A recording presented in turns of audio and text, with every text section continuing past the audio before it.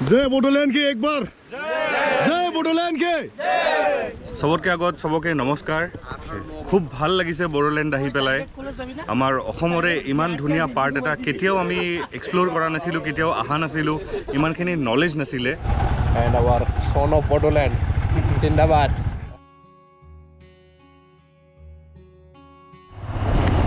Hello, good morning everyone. This is your son of Bodoland and welcome back to my YouTube channel. लोगोफोर नै दा जोङो सिखारबाय ओमफ्राय हाखरावबो सिखारनायनि खारना बेनो जाहैबाय ओंखारबाय सालायखाबो जों माने बहुत फट' सेसन जागोन आरो ना दिनै लास्ट डे जोंनिया बे टुरिजमा ओमफ्राय बेहाय दंफैजोबसै नै जों बेहाय फट' लानांगौ नालाय ओंखायनो जों फैग्रोबाय आरो दा दानसै बेहाय फैगोन दिनैहाय बेनिफ्राय बिदायबो जागोन आरो दा मोनसे उनाव मोनसे आं देखायलांनो सानगासिनो दं नोंथांमोना नायलांबाय था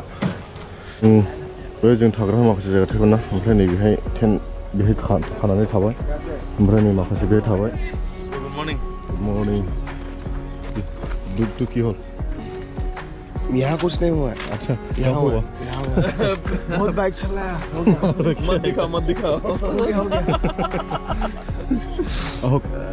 कमांडो का ट्रेनिंग चल रहा है आप लोग अभी देख सकते हैं ये बॉर्डर को उठाकर मतलब घुसने वाला है घुस गया अभी भैया ज़्यादा बड़ा है साइज और घुस नहीं पा रहा है वो तो छोटा मैं भी घुस गया अंदर हाँ घुस गया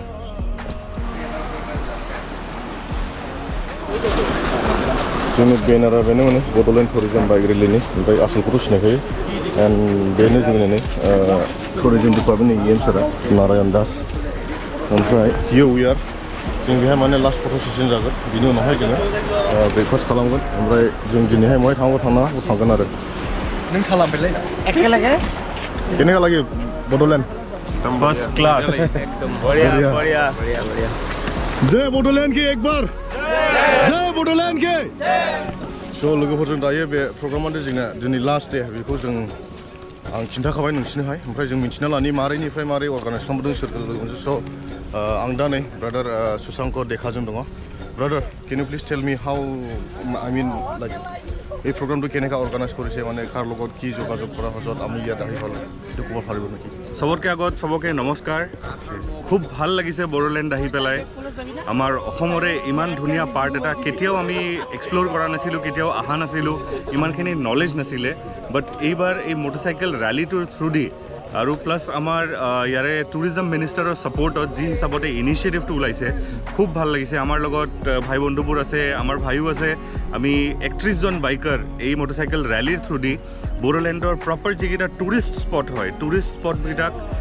आमी कवर करिसो और आइडियाটো हल जे এই टूरिस्ट स्पटबिलকক आमी प्रमोट करूँ आपनालोकर आगत এই स्पटबिलকক লৈ আনো যে আপোনালোকে এইখিনি এৰিয়াত ট্ৰেভেল কৰক আৰু টুৰিজমটো প্ৰমোট কৰক প্লাছ ইমান ধুনীয়া গ্ৰীণ হয় গোটেই बोडोलैंडখন ইমান ভাল লাগিছে সিনিক প্লেস ইমানবোৰ আমি धीर बिल गलो डिप्लाई बिल गलो आमी महामाया मंदिर गईसो आमी रायमना नेशनल पार्क गईसो सो ढेर किबा किबि आछे बोडोलैंडत एक्सप्लोर करिबर कारणे आगर जोंटो मानुहर परसेप्शन आसिले आगत किबा एक्टिविटीज आसिल हेबोर एटिया कमप्लिटली नाइ Bodoland is completely safe to travel and it's a beautiful place so definitely आपनालोके जोने जोने चाइ आछे आपनालोके आहिब निजे एक्सपिरियेन्स करिब आरो इमान वार्म हस्पिटालिटी इमान काइंड হয় इमान हम्बल হয় সদায় হেল্প কৰিব ৰেডি মাতটো বিৰাট মিঠা মাত একদম শুনি সেইকাৰণে ভাল লাগি যায় আৰু খানা পিনাও বিৰাট সিমিলাৰ হয় অসমীয়া মানুহৰ লগত সো বিৰাট ভাল লাগিব আপোনালোকৰ যোনটো এক্সপিৰিয়েন্স এটা ওভাৰঅল এক্সপিৰিয়েন্স এটা খুব ভাল হৈছে আৰু এতিয়া আমি আছো ভৈৰৱকুণ্ডত আমাৰ ফাইনেল टूरिस्ट डेस्टिनेशन पॉइंट एटो यार पर आमी बैक होम जाम बट मिस करी आसो किन्तु डेफिनेटली सोनकाले आहिम क्योंकि आरो ढेर किबा किबि एक्सप्लोर करिब आछे यात thank you so much Bodoland खूब ভাল লাগিলে আকৌ নমস্কাৰ এটা দিলো আৰু সবকে আমন্ত্ৰণ কৰিছো যেন সবে এইটো এৰিয়াত আহি পেলাই এক্সপ্লোৰ কৰে যেন Thank you, Dada. Thank you. It's a good privilege for me to being a part of this bike rally. আপনার যোগেদি মানে মই ইয়াত আহি ফলো একদম এনেকে কানেক্ট হয় আমাৰ ব্ৰাদাৰহুডটো বাঢ়ে আৰু এনেকে মৰমবোৰ বাঢ়ে এনেকে সাচিনাকি হয় আমি সব হিউম্যান যে হয় সবে যদি ইটো হিটোৰ চিন্তা নকৰো কোনে কৰিব আৰু ইমান ধুনীয়া ঠাইবোৰ আছে এইটোৱে অপৰচুনিটি এনেকে আমি আগবঢ়াম দুনিয়াখনক দেখাম যে কেনেকুৱা বিউটিফুল হয় बोडोलैंडটো दा खोनाबायना नोंथांमोन बे जेसेबां बड'लेण्डनि जोंनि समायनाखौ नै जोंनि ब्रादारमोना नुफैबाय ओमफ्राय एक्चुअली दे आर फ्रम द आउट अफ BTC सिन्स बेहाय बेरायगासिनो दं बिसोर मोजां मोनदों जोंनि कालचार गासैखौबो दा आंबो बियो माबायावनो रिलियावनो बिसोरजों लोगोसे बेरायफानो मोननानै आं साबसिनै गोजोननाय मोन्दों मानो होनोब्ला जोंनि बड'लेण्डखौ आं बिथांमोननो देखायनो हाबाय Absolutely. So thank you brother Thank you so much guys. It's time for breakfast now जागासिनो दङ ना रुटि गोराननो बेजोंलाय गावग्लुंनो हायो जाहैबाय बेखौ जाला आंनि मोनसेयानो जोबबाय माला बेसेसोल'सै मा बेसे কি খাইছে गेलेराखौ बुजिलायबाय बुंनो रोंलियो কি खाইছে होनलाखौ रोंलियो आं गैयै गैयैयाव फन रायलायाव खमाग्रा बेनो गावनि फनजोंलाय मैया बे गोसोथोनाय जायो बिराद जायगायाव थाङो बना फांगोन कि हल तुमा हल हल खाख्रबजोबनायनि सम जालायबाय लोगोफोर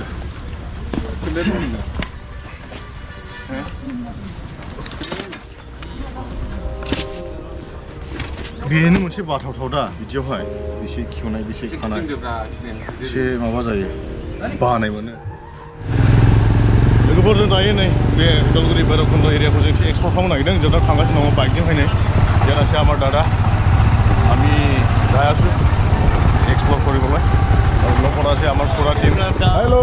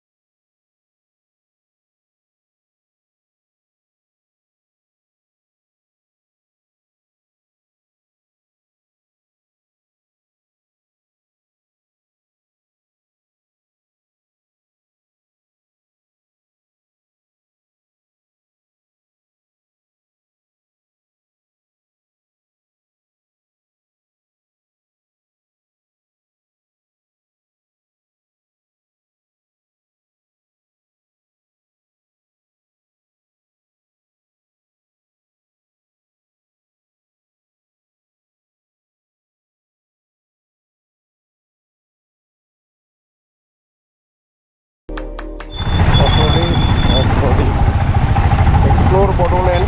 Yeah. We are at Bhairavkunda, other side of Bhairavkunda, nearby Arunachal border and Bhutan border. It's a tri-junction, and we have organized a bike rally from Bodoland Tourism to explore Bodoland Tourism. People should know, maximum people should know, and bike riding is a real thrilling and real way to know the places. The extreme interior places also we can explore through bike riding. So thanks to entire team and our son of Bodoland, Zindabad. Zindabad. Zindabad, son of Bodoland. Thank you. Thank you brother for your good compliment. Really appreciate.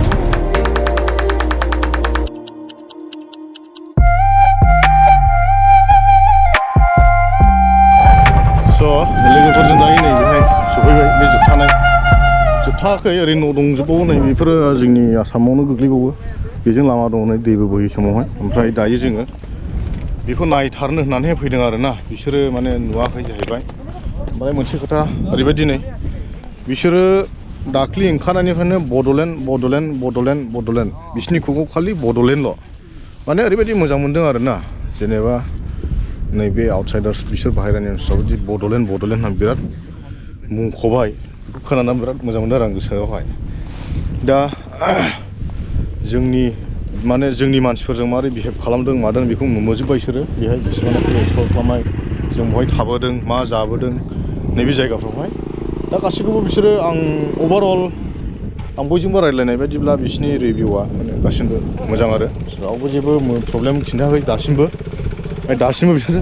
Phone फैब्ला माने महाय दं होनना सोङोब्ला सोरबा ओइ बड'लेण्डआव दङ सोंनो आरो नै दा बेबायदि आरोखि बिराद मोजां मोनदों गोसोखौहाय दा फैबाय नै बेहाय जोङो ओमफ्राय बे आंजों जाय सालायदोंमोन बियो माबानि तामुलपुरनिखा बे जोंनि EM सारनिनो मानसि बियो बिजों थाग्रा बिसिनि थ्रुयैनो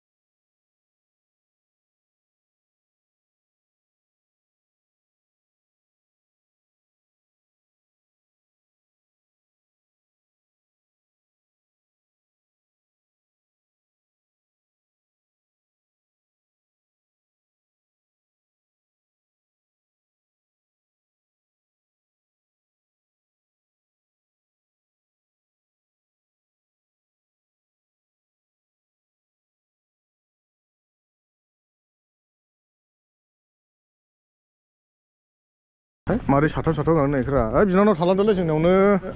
आन्दासाव दा बे हौवानिसो गैयाब्रा बियो बे सिख्लाफोरनि स्कुटिजोंसो फैफादों बे हौवानिसो गैया बियो मोनथिखाबाय आङो बे हौवानि गैथारा इयो साला सिख्लाफोरनि स्कुटिजोंसो फैफादों मान सनमान जाजोबासैलै फंबाय नोङो बिनजानो नोंखौ थिफ्लिं फ्लिं सिग्रेट सोबलायबावनाय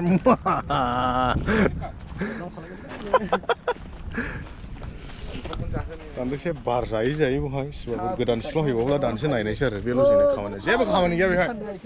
बालाबारियाव थानानै दङ लोगोफोर दायो नै फैयै फैनानै रङियाखौनो मोनफैबाय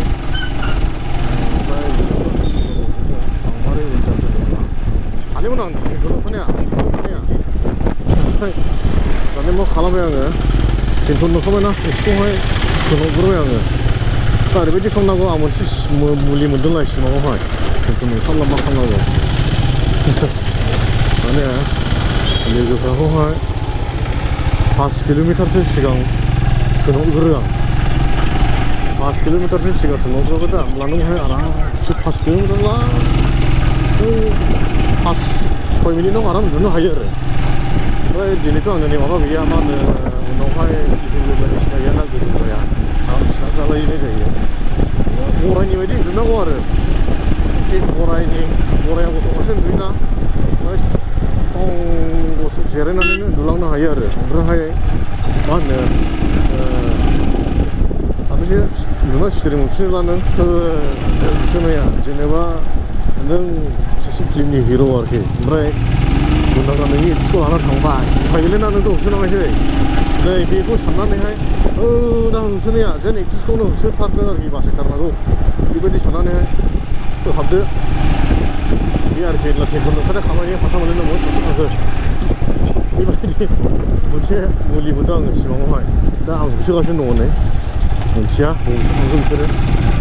आं मोनहैगोन आं माने मोनथारनांगौ आं होसोगासिनो नालाय मोनहैगोन नायबाव आदै रिंखां दङ ओमफ्राय जोंहा थारावहाय बे उदालगुरि थांदोंमोननो फैबाय आरो दा बेखौ अबाथाय थांबायसै आङो दासो बेयाव आंखौ फन खालामनानै जादों हनै आदै र'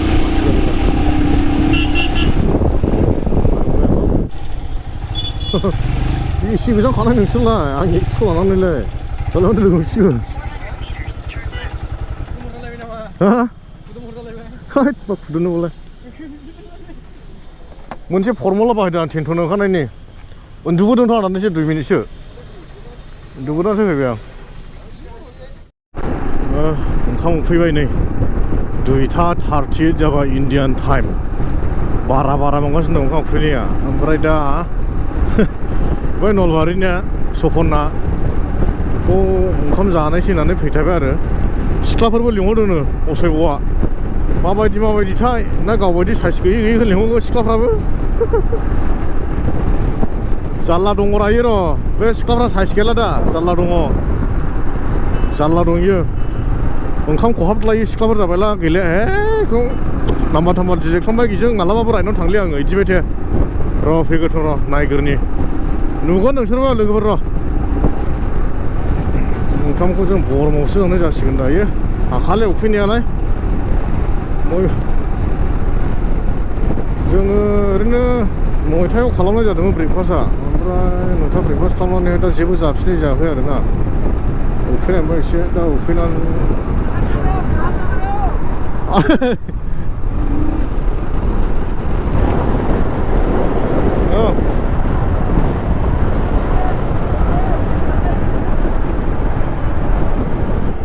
बहायनिफ्राय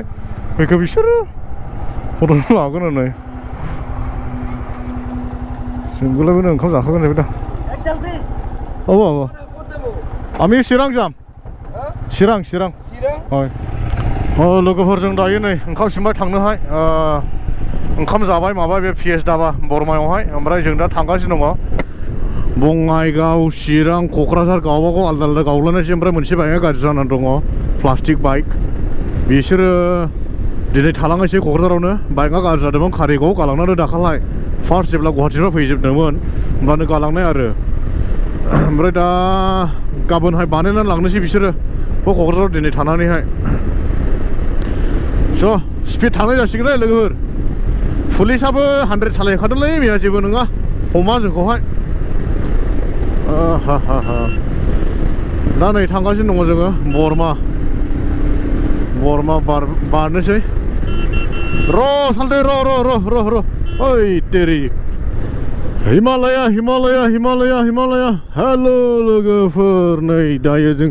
सफैबाय सापागुरि बड'लेण्डआव सफैफिनबावलायबाय दा हिमालय हटेल बारबोबाय जों नै ओमफ्राय दा न'आव थांगासिनो